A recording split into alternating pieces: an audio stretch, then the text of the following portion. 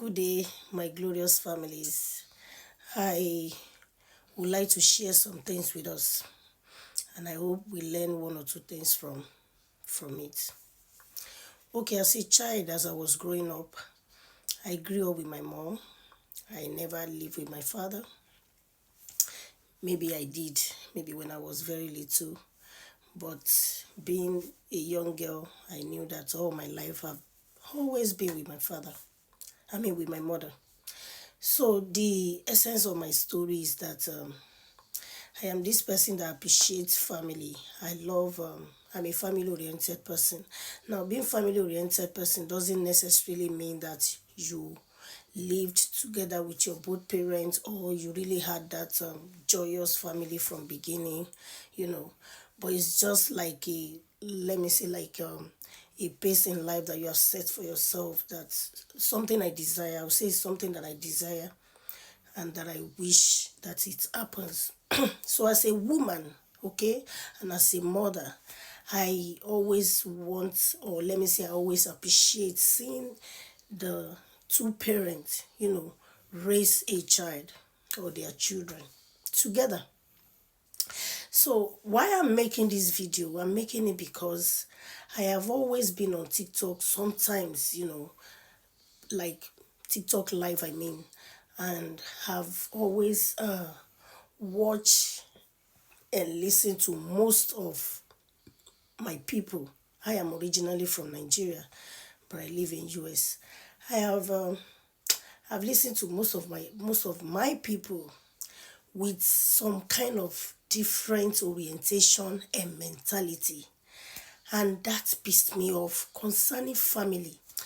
Some of these people, including women, men and women, they tend to preach something I will call probably is based on their mentality or based on their orientation. Because sometimes, okay, let me not divert. They preach that a man is not meant to stick to one wife. A man is meant to have, even if he's married, it's a normal thing for a man to cheat. It's a normal thing for a man, a married man, to have extras out there or even go as far as marrying more because that is how it's supposed to be. Like they made it like it's our culture, and that is how it's supposed to be. Okay, now talking about our culture in those days, I know that some of our men in those days, okay, at least I'm of the 80s. I was born in 80s, so I still remember some things like my mother's father. I know that in those days, all these men, their pride is based on how many women they could marry. Do you understand? And they could manage such a large family. So that's one of their pride.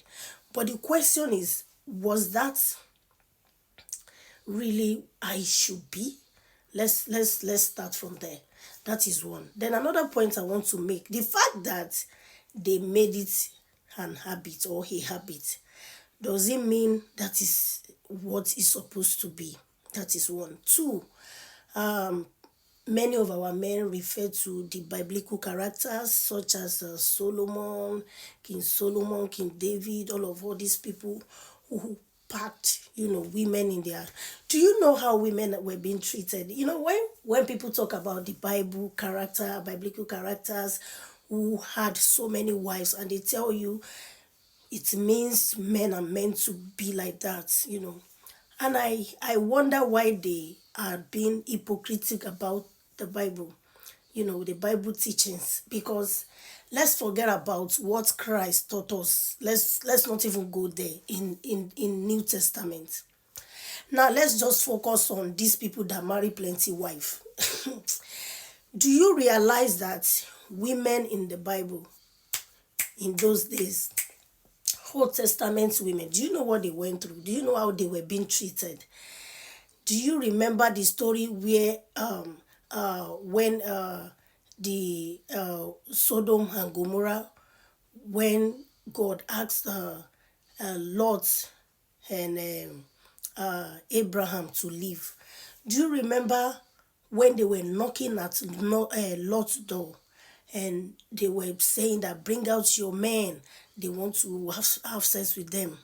If you could remember that story, that Lot was saying, oh, we have some women around, we have our girls, we have blah blah blah, that you can, they were saying that there are female, that they should do it with female, that this is not right for you to do it with men, men to men, and blah blah blah.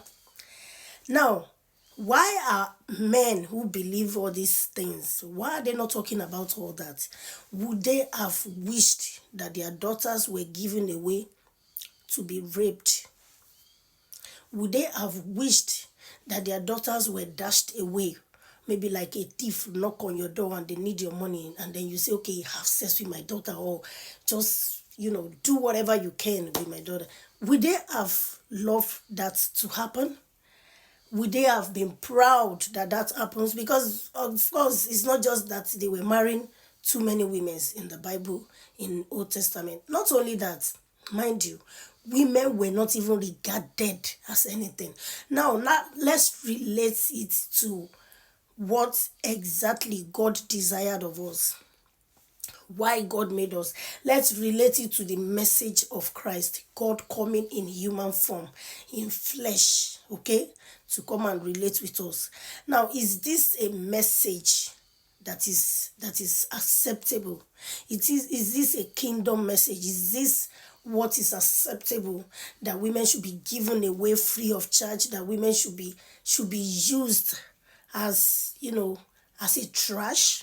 Is that what is acceptable? Because if you have to talk about biblical characters and those issues all your ancestors did, the fact that it was done that way, does that make it right?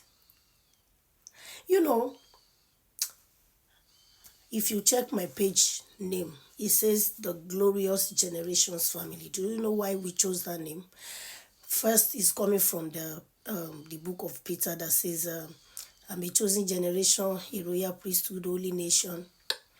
Now, the essence of my page name is that the Glorious Generations Family. That means let's raise a better generation, because a generation that we have is kind of, I don't want to say it's faulty, okay, because there are some of these things that were passed to us that were not meant to be at all, okay.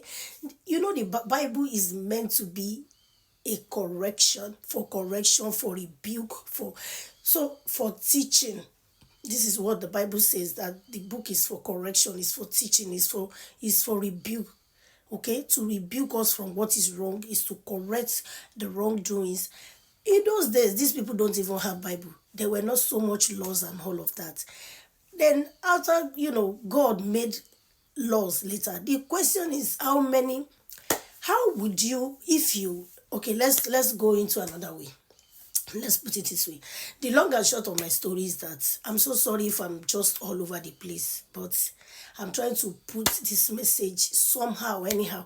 Like myself, I desire a good family. The fact that I didn't live with my father, it affected me as a young girl when I was growing up.